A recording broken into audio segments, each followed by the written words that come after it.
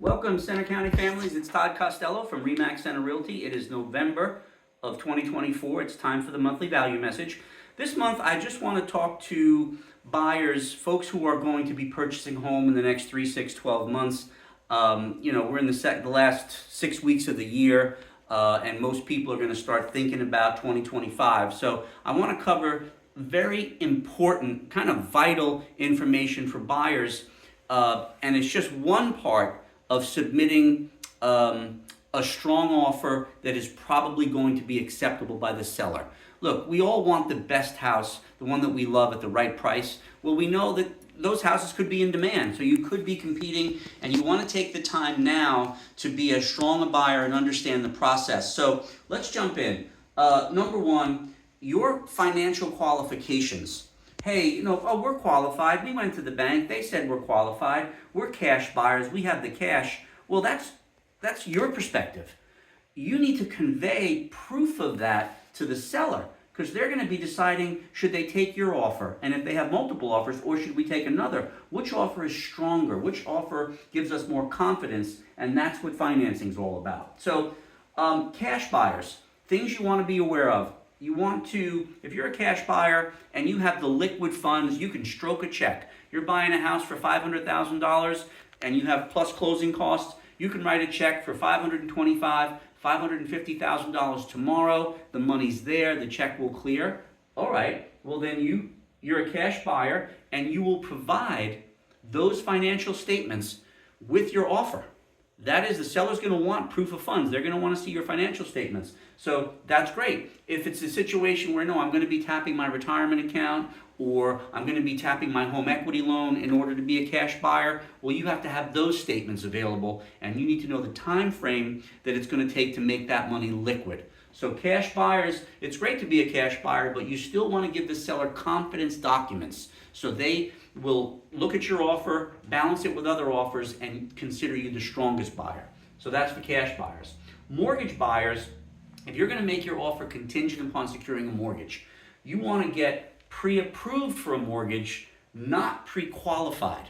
Pre-qualified is, over the 30 years I've been doing this, you have buyers say, I went online, I did the online calculator, I'm qualified. Even if it was with your bank and I'm qualified, but that's a pre-qualification. That's based on the data you entered.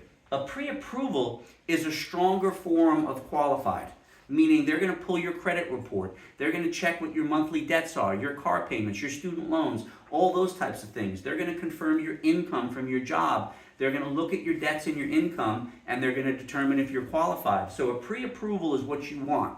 The next part of a pre-approval is, and this is just from a negotiating standpoint, from a competitive standpoint, is you want a pre-approval from a local, reputable lender. You could be moving here from Wisconsin, and your bank in Wisconsin gave you a pre-approval letter, but if the seller here in Center County, where you're submitting an offer, gets two offers, they're both strong offers. One has a pre-approval letter from a local lender who their agent, the seller's agent, has worked with before, and your pre-approval is from your bank in Wisconsin or New Jersey or online, the seller might say, well, it doesn't mean that buyer's not qualified, but we don't know that lender. This local lender, we called to confirm that it's a strong buyer, so we're going to go with the buyer who had the pre-approval from the local lender. So it's a nuance, but believe me, it's an important nuance. And as a buyer, you want to have minimum standards, and you want to select an agent that has minimum standards, because it's all about being in the optimal negotiating position. You want to have all of your ducks in a row, all your T's crossed and your I's dotted, and be in the optimal position to get the best house for you and your family. So from a financing standpoint, these are some things you want to be aware of. The quick link this month is just for mortgage buyers. It's just a more detailed overview, written overview of mindsets on the pre-approval process, so check that out. Look, this is important. We're going to be coming into the spring season.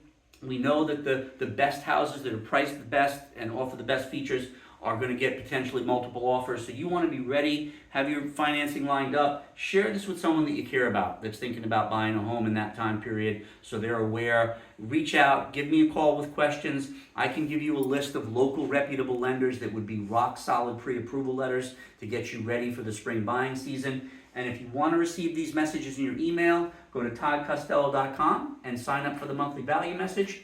Thanks so much for tuning in, and I'll catch you next month.